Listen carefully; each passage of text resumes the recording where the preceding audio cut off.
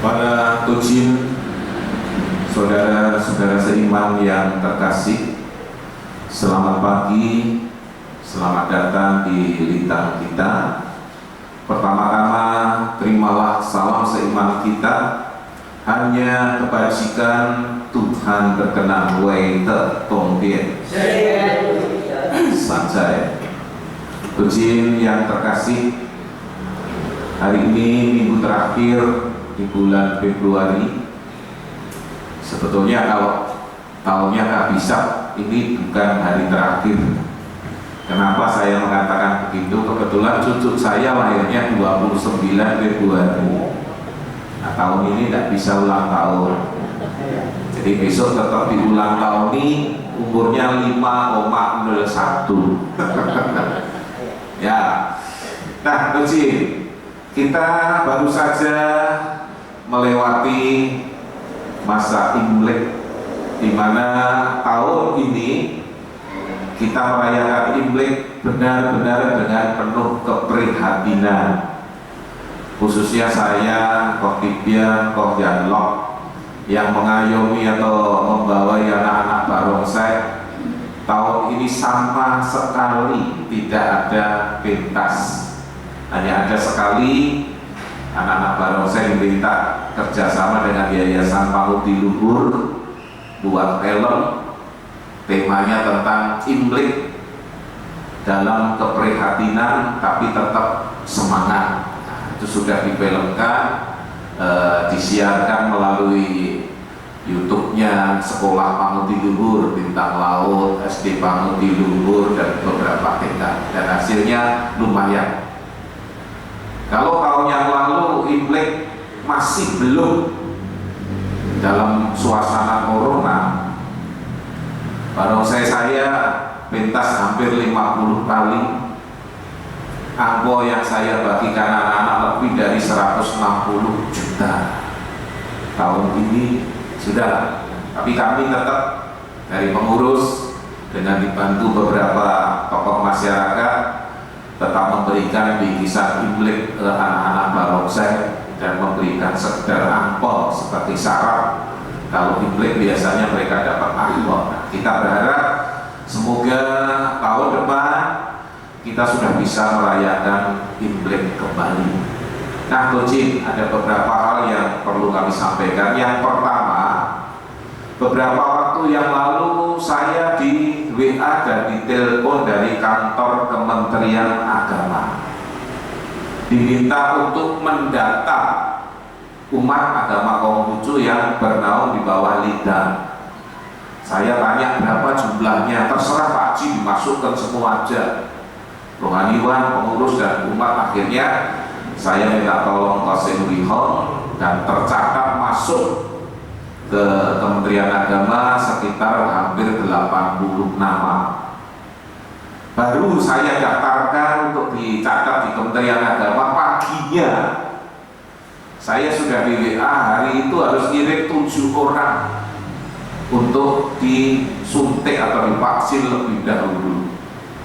Nah, bingung saya, padahal itu jamnya 8, saya SMS-nya pagi atau WA-nya pagi, itu jam 6. Saya tanya ke Pak Ketua, siapa ini? Pak Ketua bilang, wis orang yang ada di kantor dulu. Akhirnya dapat saya, Anggi, Kosim Riho, Kosim Menu, kemudian Kosim Wisya, ya, kemudian 6 orang ini yang rohaniwan, kemudian 1 orang Pak Ketua minta Songsu diutamakan dulu. Saya paling cepat telepon ya Koh Kyuji, tapi saya dalam hati bertanya, Koh Kyuji itu umurnya baru 18, apa bisa disuntik? Ternyata ketika sampai ke Pustapi tidak masalah. Nah, nanti kalau para Tujin dapat giliran disuntik, mungkin tidak lewat makin atau lewat RT dan RW setempat, karena saya dengar Cik Syume juga sudah dapat lewat Kecamatan Pasar Kliwon. Ketika ditanya, kita harus jujur, punya sakit apa? Saya ditanya, punya diabetes Pak? Punya. Minum obat rutin? terakhir dicek bulannya berapa. Saya terakhir ngecek itu 2 bulan yang lalu setelah puasa, paginya 114, setelah 2 jam 180. Tidak apa-apa itu. Kemudian tekanan darah kalau lebih, tensi ya maksud saya, lebih dari 180 tidak boleh. Saya waktu itu tensinya 170. Saya heran, padahal tidak pernah. Apa tensinya yang salah saya tidak tahu. Tapi kan di bawah 180 boleh. Kemudian ditanya punya sakit ginjal, sakit jantung, tidak ada. Saya ngomong saya punya kanker. Baru kanker apa? Kankernya kering. Akhirnya saya disuntik. Dan banyak yang tanya, apa reaksinya setelah kita disuntik? Dan boleh tanya, ini ada Qasim Lihong, ada Qasim Menu, ada Qasim Yunji. Tidak ada reaksi apa-apa. Tapi waktu itu saya, Qasim Yunji dan yang lainnya kelaparan. Karena jamnya 8, antri sampai jam 12 itu belum dapat sertifikat jam makan, jadi lapar. Makanya kelaparan. Nah itu berita yang bagus. Jadi saya mengatakan silahkan para tojin disuntik, tidak masalah. Suntiknya suntik untuk badan jadi kebal, bukan suntik yang lain-lain. Yang kedua, beberapa waktu yang lalu saya ditelepon ketua Kelenteng Magelang yang mengatakan Bunsu, biasanya Magelang itu dalam 1 tahun minimal ada 2 kali upacara sembahyang undang Bunsu untuk mimpin, yaitu Cengbing dan King Gombeng. Tapi tahun ini tidak ada karena corona. Tapi masyarakat tetap berkenan membantu kami. Nah ini kami akan membagikan beras ke 3 tempat. Satu ke Candi Mendut, ya tempatnya Biku Panyamaro. Yang kedua ke sekolah Buddha di Ngampel, tempatnya Biksu Sasana Bodhi. Dan yang satu untuk Lintang Makin Solo. Saya tanya, apa saya harus ngambil berasnya ke Magelang? Tidak, Bunsu, tolong Bunsu belikan saja, nanti saya tukar. Nah hari ini nanti selesai kebaktian, silahkan para tojin mengambil beras, ya pemberian atau sumbangan dari Kelenteng Magelang. Semoga membuat kita sehat. Tanpa beras kita ya tidak sehat ya, tapi harus dimasak dulu. Nah tojin yang terkasih, hari ini saya mengajak tojin merenungkan 2 ayat yang tadi telah dibacakan oleh Qasim Menu, yaitu Bingcu 7a pasal 3 dan pasal 4. Sekali lagi kita baca bersama, halamannya 750. Pasal yang ketiga, Bingcu berkata, carilah dan engkau akan mendapatkannya, sia-siakanlah dan engkau akan kehilangan. Inilah mencari yang berfaedah untuk didapatkan, dan carilah itu di dalam diri.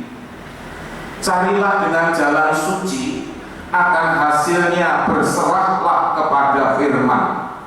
Inilah mencari yang tidak terlalu berfaedah untuk didapatkan, dan carilah itu di luar diri.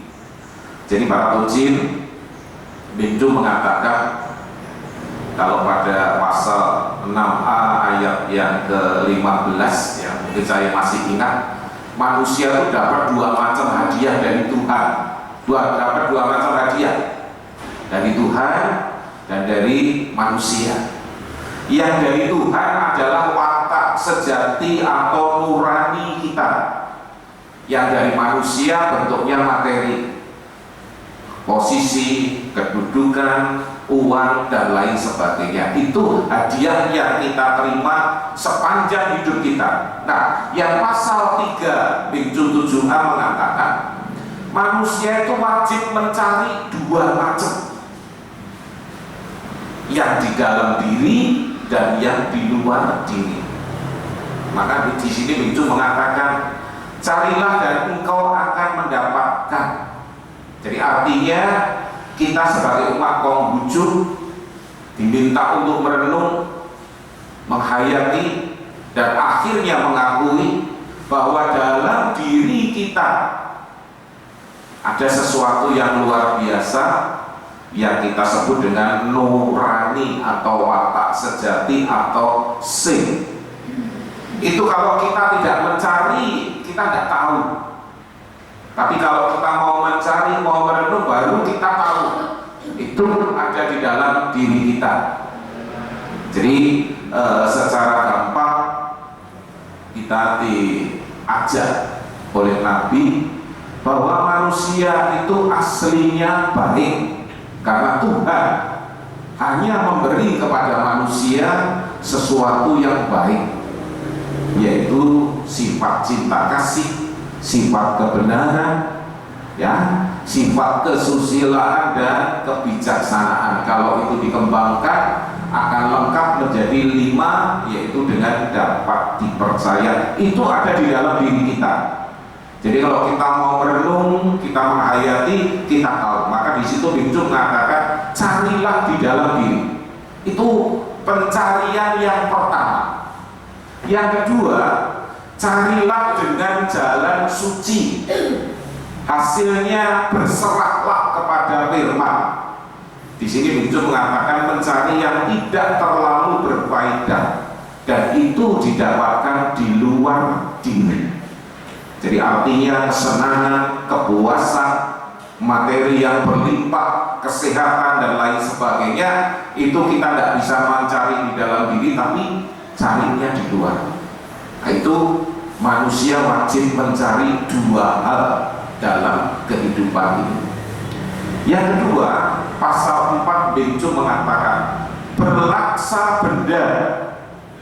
Berlaksa, laksa itu 10.000. Jadi berpuluh-puluh ribu benda tersedia lengkap di dalam diri.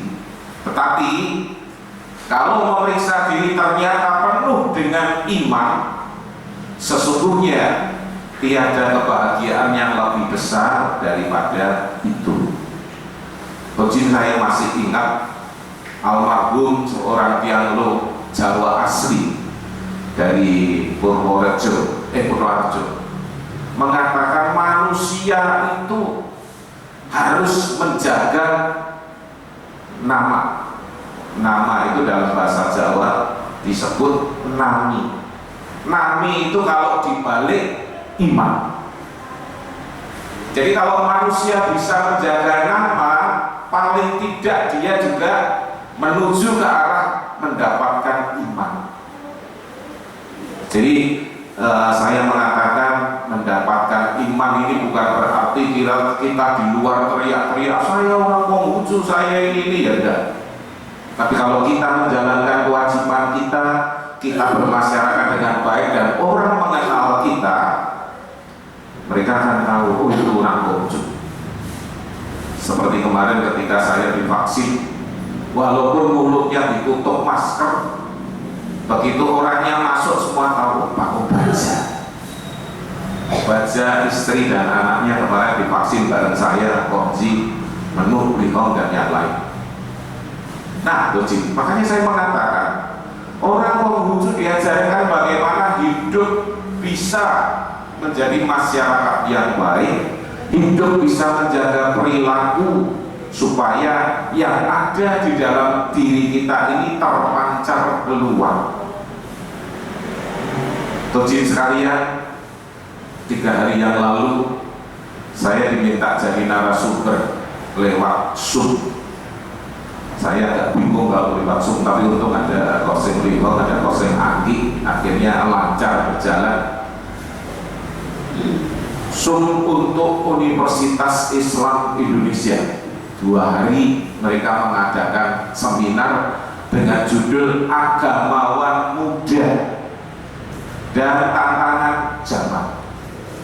Saya kebetulan sesi yang pertama bareng dengan Islam dan Hindu.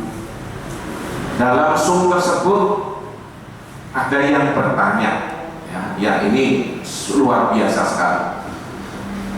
Dia menanyakan, Pak, apakah agama Konghucu itu menjamin keselamatan hidup seseorang? Yang kedua, apakah dalam agama Konghucu itu seperti agama yang lain juga mengajarkan kasih? Nah, saya diberi kesempatan untuk menjawab. Terus ada satu lagi, ya, karena pertanyaan ini 3 orang kenanya. Ada satu lagi yang tanya, Pak, agama Konghucu itu agamanya orang Cina, apa cocok dipakai oleh orang Jawa?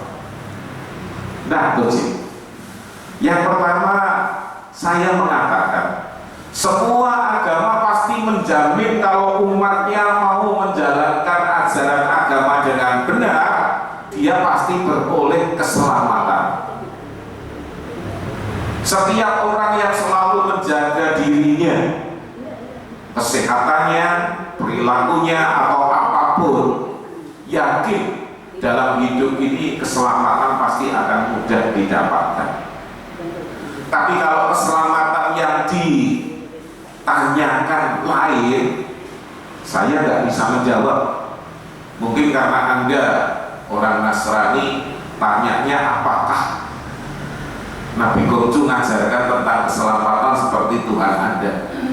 Saya mengatakan tidak terperinci dengan jelas bahwa ajaran agama itu kalau orang langsung mengikuti rohaniwannya, mengikuti nabinya pasti selamat walaupun dia berbuat tidak baik. Saya tidak jamin. Tapi agama Konghucu mengajarkan bahwa hanya kebajikan Tuhan berkenan. Jadi Tuhannya atau Tuhan orang Konghucu itu tidak suka yang lain, sukanya hanya kebajikan. Apakah orang yang tiap hari berdoa, tiap hari berpuasa, tiap hari misalnya vegetarian, tapi tidak pernah berbuat apa-apa, bisa selamat hidupnya? Belum tentu. Kalau dia di rumah terus, di dalam satu tempat terus, mungkin. Tapi jangan mengatakan begitu. Mungkin kalau lihat televisi, orang baru enak-enak tidur di rumah, tahu-tahu ada truk remnya belum nabrak rumah, itu serumah mati semua. Itu kan dia tidak tahu apa. Maka saya mengatakan keselamatan bisa didapatkan kalau manusia itu mau mengusahakan bagaimana dalam hidup ini menghindari sesuatu yang membuat kita tidak selamat. Yang kedua, apakah agama Konghucu juga mengajarkan kasih? Iya. Kasih dalam agama Konghucu menurut saya mengatakan itu artinya luas, artinya berkembang. Tujuan yang terkasih, karena kebetulan ya, saya juga sudah mempersiapkan hal itu, maka saya kemarin pada saat meeting Zoom itu saya menunjukkan kalau ini kasih, tapi kasih antara sepasang remaja yang berbeda jenis. Ini bacanya I ini hanya lebih dibicarakan antara seorang pemuda menyenangi seorang pemudi, seorang pemudi menyenangi pemuda. Tapi sekarang zamannya gila, seorang pemuda senang dengan seorang pemuda, seorang wanita senang dengan seorang wanita, mereka mengatakan ini ya. Tapi kalau yang dimaksudkan dengan kasih, tulisannya bukan begini, tulisannya ini. Kebetulan nama saya yang kedua Jin, itu tulisannya begini, kasih sayang, bukan cinta. Nah, di sini para Jin ada 2 rangkaian tulisan. Ren ini terdiri dari 2 kata. Yang pertama di pojok sini ren, ini orang, yang sini angka 2. Jadi yang dimaksud dengan ren atau kasih dalam agama Konghucu itu pasti melibatkan lebih dari 2 orang. Kalau yang seorang dengan seorang, khususnya lawan jenis, itu bukan kasih tapi cinta.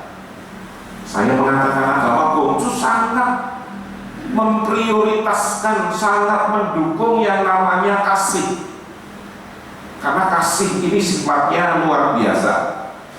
Tujuh bisa baca di dalam kitab Sabda Suci, Nabi Gojo mengatakan, seorang yang berperi cinta kasih, kalau dia maju, dia akan berusaha supaya orang lain juga maju.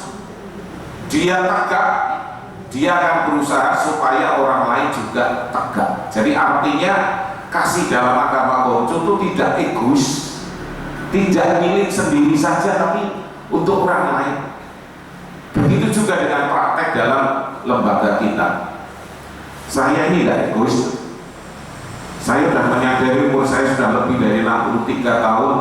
Saya ingin mengajak rohaniwan yang lain untuk juga bisa tampil seperti saya, mimpin upacara dan lain sebagainya. Saya ingin menularkan hal ini, tapi tidak ada yang dekat. Ya semoga saja nanti ada.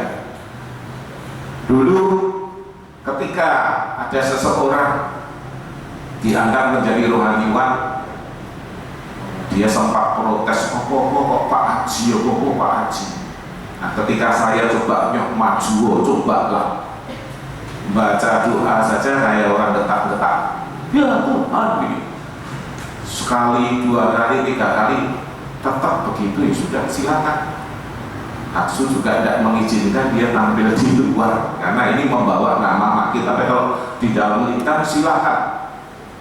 Itulah kasih dalam agama Hindu. Jadi yang namanya kasih itu lebih tinggi derajatnya, lebih tinggi maknanya daripada yang namanya cinta.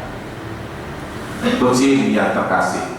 Lalu ada yang tanya, kalau manusia kepada Tuhan itu cinta atau kasih? Kalau hanya 2 orang kita boleh mengatakan, oh kita itu cinta Tuhan. Tidak mungkin kita ngasihi Tuhan, karena yang pasti Tuhan itu mengasihi kita. Nah, para tojin yang terkasih, ketika saya masih remaja, belum ada HP, belum ada WhatsApp. Kalau kita mengucapkan atau mengungkapkan sebuah perasaan kepada lawan jenis kita, pasti lewat surat. Walaupun tulisannya jelek, tapi tetap berusaha nyurat. Nah, saya tidak sombong, tidak membanggakan diri. Ketika saya selesai menikah, surat yang disorotkan saya ada 2 sorotkan. Istri saya suruh baca, kok dibaca, dan dibakar saja. Itu surat cinta, bukan surat kasih. Tetapi kepada Tuhan, para tojin, saya dulu bisa menang lomba khotbah tahun 77, golongan yang belum pernah khotbah karena saya mengkhotbahkan. Bagaimana kita bisa tahu Tuhan mencintai kita kalau kita tuh tidak pernah baca kitab suci kita? Maka saya mengatakan, saya masih ingat benar, kitab suci atau kitab sesu ini adalah surat cinta yang datangnya dari Tuhan. Kalau kita tidak pernah baca kitab suci kita, bagaimana kita tahu Tuhan mencintai kita? Maka para tojin sekalian, ketika saya melanjutkan menjawab agama Konghucu dari daratan Cina apa cocok diterima oleh orang Jawa, saya tanya yang tidak cocok yang mana? Kecuali huruf apa, kecuali nama-nama yang pakai nama Mandarin itu tidak bisa diganti. Tapi yang lainnya saya rasa cocok sekali. Bicara tentang Pancasila, agama Konghucu mencakup semuanya. Bicara tentang yang lain-lain, agama Konghucu juga ada di dalamnya.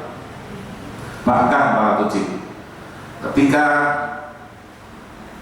menjelang Imlek, ada serombongan wartawan kesini tanya masalah apa kolaborasi antara budaya Tionghoa dengan Jawa.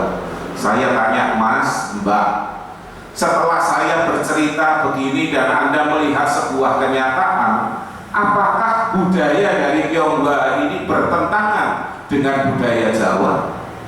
Tidak. Tojin yang terkasih, beberapa waktu yang lalu mungkin saya pernah cerita Suatu siang saya dipanggil ke kantor Kesbangpol. Di sana saya ketemu seseorang pimpinan lembaga agama yang saya kenal baik. Kemudian saya tanya, ada apa mas manggil saya? Dia mengatakan, Pak Haji, saya mau tanya, Imlek ini selesainya kapan? Saya jawab, Imlek itu biasanya selesai 15 hari sesudah tahun baru Imlek, yaitu Cap Gombek. Ya, saya mau tanya, ini Cap Gombeknya kan sudah kelewat, kenapa lampion kok belum dicopot? Saya ngomong, itu permintaan wali kota, 1 bulan penuh sampai akhir Februari itu tetap nyala. Kenapa sih? Itu merusak budaya. Loh, budaya siapa yang dirusak? Ya budaya kami. Sebabnya tidak bisa jawab. Saya ngomong, mas, apakah dengan melihat lampion orang Jawa bisa jadi orang Tionghoa? Tidak bisa. Apakah dengan melihat lampion, mohon maaf, orang Muslim bisa jadi orang Konghucu? Tidak bisa. Tapi kenapa kok lampion itu menjadi daya tarik? Nah itu coba ditanya mereka yang nonton. Coba Anda lihat selama lampion dipasang dan menyala, setiap malam yang selfie itu bukan orang Tionghoa. Tionghoanya tidak bosan. Yang selfie justru, mohon maaf, orang-orang seperti Anda. Jadi kalau Anda mengatakan ini merusak budaya, salah. Ini justru memperindah budaya. Orang akan melihat, tuh ini kota Solo, tidak ada perbedaan. Wah, masih ngomong gini. Saya mengatakan karena saya sudah makan. Oh, mungkin Anda iri. Nah kalau memang Anda iri, nanti pas bulan tertentu silahkan pasang lampion hijau atau putih, ambil putih. Karena saya akrab dengan itu. Kalau saya tidak akrab, saya tidak berani. Saya ngomong, mas, masang lampion itu bayar, ada pajaknya. Listriknya tiap hari berapa ribu yang menyala, itu juga butuh bayaran. Orang yang ditugaskan menjaga, kalau lampionnya mati, lampionnya terbang, lampionnya lepas, itu juga dibayar. Tapi kenapa kami kok tetap mau? Karena memberikan hiburan bagi masyarakat dan menjadikan kota Solo itu sebagai tujuan wisata. Jadi jangan dikait-kaitkan. Orang yang sudah menghargai budayanya tidak perlu alergi terhadap budaya lain selama budaya sendiri tetap dipegang. Nah, berjalan tidak masalah sampai akhirnya yang terakhir itu demo karena paving itu katanya bentuknya seperti salib, delalak di atasnya ada lampion, cangking sisa. Malah ada yang ngomong, oh ini orang Konghucu sama orang Kristen kerjasama membuat Quran. Ya silahkan ngomong begitu, tapi saya masih tetap menjabat sebagai pengurus FKUP yang mewakili Konghucu. Saya di luar selalu mengatakan tidak punya niat untuk begitu. Bahkan kemarin di acara seminar saya mengatakan, kita sebagai bangsa Indonesia janganlah mengatakan saya orang Konghucu yang kebetulan tinggal di Indonesia, saya orang agama ini yang kebetulan tinggal di Indonesia, tidak bakal rukun. Tapi kalau kita mengatakan saya orang Indonesia yang beragama Konghucu, saya orang Indonesia yang beragama A, B, C dan seterusnya, rukun itu mudah untuk dibentuk karena dasarnya adalah Indonesia. Jadi mohon maaf para rujin, kita jangan terlalu membanggakan dan berkiblat kepada negeri asal kita. Negeri Tiongkok kita pulang sana pun tidak diakui. Jadi kita ini tinggal di Indonesia, ya jadilah orang Indonesia yang baik. Sekali lagi, agama Konghucu mengajarkan sesuatu yang indah, mengajarkan sesuatu yang nawar, sesuatu yang bermanfaat, kita bisa mendapatkan simpati dari berbagai masyarakat. Apa peribahasa Jawa mengatakan timbang pager tembok luwih becik pager mangkok. Artinya apa para tujuh? Jangan jadi orang yang eksklusif, jangan jadi orang yang tertutup, jangan jadi orang yang tidak bisa bergaul dengan siapapun, tapi jadilah orang yang ramah, bergaul dengan siapa saja, kecuali dengan orang gila ya Cak. Bahkan ada mengatakan kalau campur orang kaya jangan apa itu grogi, kita juga bisa kaya walaupun tidak kaya materi tapi kaya rohani. Kalau kita campur dengan orang-orang yang derajatnya lebih bawah, ya jangan tampil membanggakan diri, tapi bagaimana kita bisa diterima oleh seluruh lapisan masyarakat. Oleh karena itu, Tujin sekalian, saya kebetulan juga membawa sebuah tulisan pada waktu meeting kemarin. Ini mungkin sudah pernah saya contohkan. Tujin yang bisa Mandarin ini pasti bacanya apa? Jiao. Jiao itu agama. Gong jiao, ru jiao. Kalau Buddha itu fu jiao. Kalau Islam itu hui jiao. Kalau Kristen itu citu jiao. Kalau Katolik kalau tidak salah dian jiao. Nah, jiao agama. Tapi sebetulnya jiao ini bukan hanya agama. Ilmu, pelajaran, pengetahuan juga bisa disebut jiao. Ini Pak Mo sama Kos Yojek, Kos Yuji mungkin lebih paham. Nah, Tujin sekalian, kata jiao itu berasal dari dua rangkaian kata. Saya kebetulan belajar otak-atik gadung. Yang pertama adalah kata siao, berbakti. Yang kedua adalah kata wen, pelajaran. Jadi yang disebut jiao atau agama adalah pelajaran yang dimulai dengan berbakti kepada orang tua lebih dulu. Tujin sekalian, sekali lagi otak-atik gaduk ya. Ini siao, berbakti. Ini juga terdiri dari dua huruf. Yang sebelah depan itu huruf ya ini ya huruf xiao. Ini terdiri dari dua huruf yang ini artinya orang tua, dan jadi huruf xiao atau berbakti kepada orang tua itu artinya kalau bahasa Jawa mengatakan mikul dhuwur mendem jeruk. Jadi artinya apa yang baik dari orang tua itu wajib dilanjutkan, tapi yang tidak baik dari orang tua wajib dikubur dalam-dalam. Jadi seorang anak yang berbakti kepada orang tuanya, dia pasti melakukan yang seperti ini, menjaga nama harum orang tuanya, meneruskan segala yang baik dari orang tuanya, dan mengubur dalam-dalam segala yang tidak baik dari orang tua. Nah, Tujin, yang terakhir yang saya mengatakan otak-atik gaduk, dalam agama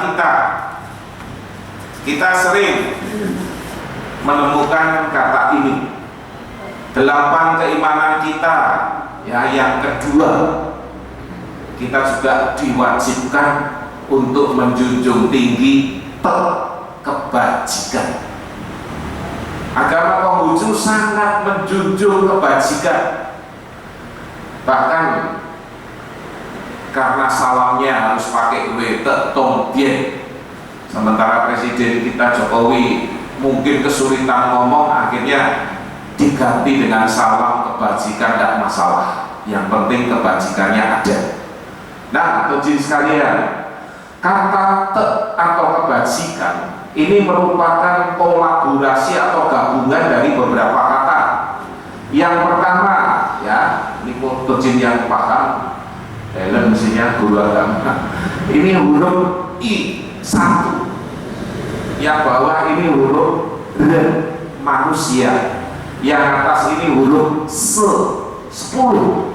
Yang bawah ini huruf se 4, ini huruf I lagi 1, bawahnya sin.